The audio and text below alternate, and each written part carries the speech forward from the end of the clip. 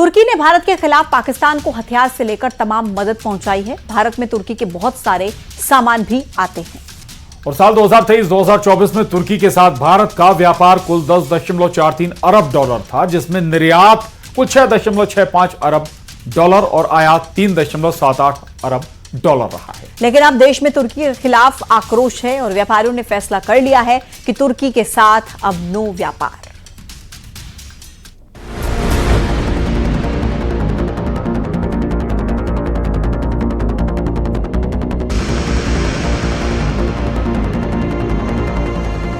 भारत और पाकिस्तान के बीच तनावपूर्ण स्थिति के दौरान ड्रोन और अन्य तरीकों से पाकिस्तान को तुर्की की मदद को लेकर देश भर में गुस्सा है।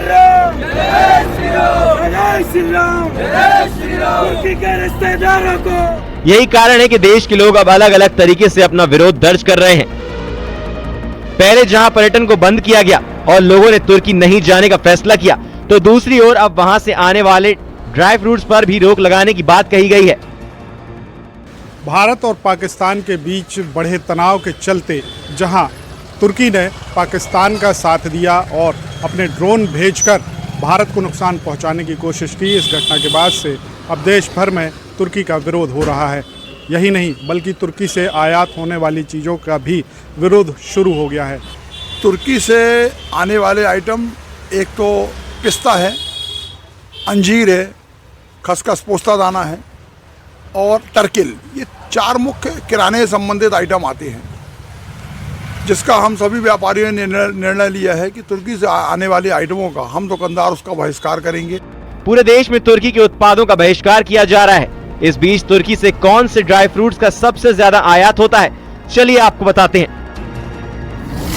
तुर्की से ड्राई फ्रूट्स का आयात, तुर्की से आयात होता है खसखस, पिस्ता का भी होता है व्यापार, अंजीर का भी किया जाता है आयात। लोगों का साफ तौर पर कहना है कि भारत और पाकिस्तान के बीच बढ़ते तनाव के बीच तुर्की पाकिस्तान के साथ खड़ा रहा, इसलिए वो ऐसे देश से कोई व्यापार नहीं करना चाहते।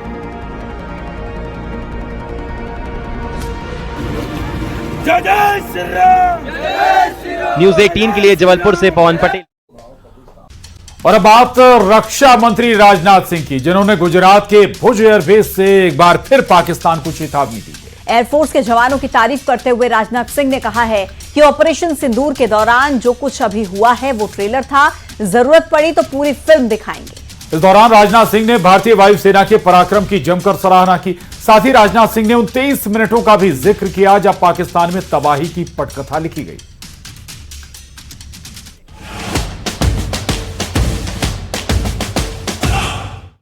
भुज एयरबेस पर रक्षा मंत्री राजनाथ सिंह की ये उन महाबलियों से मुलाकात की तस्वीर है, जिन्होंने ऑपरेशन सिंदूर के दौरान न सिर्फ अपने जबरदस्त कौशल का प्रदर्शन किया, बल्कि अपनी हदों में रहकर आतंकी अड्डों और दुश्मनों के 10 से ज्यादा एयरबेस को तबाह कर दिया।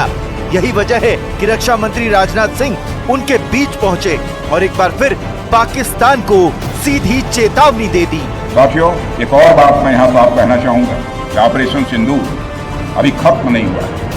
जो कुछ भी हुआ वह सिर्फ एक ट्रेलर मात्र था। अब जब समय आएगा, जब भी सही समय आएगा, तो हम पूरी पिक्चर भी दुनिया को दिखाएंगे। इस दौरान रक्षा मंत्री राजनाथ सिंह ने भारतीय वायुसेना की जमकर तारीफ की।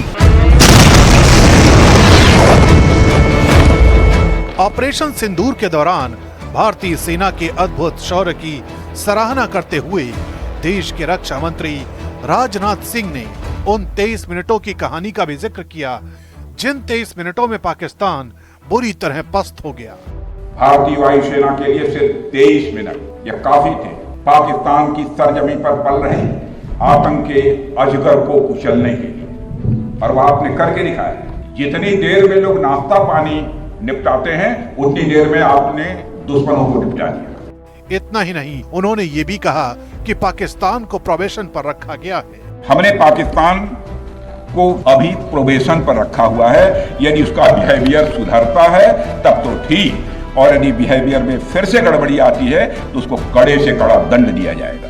यानी मैसेज साफ, सुधरे तो ठीक, वरना और भयानक अंजाम भुगतने के लिए तैयार हो।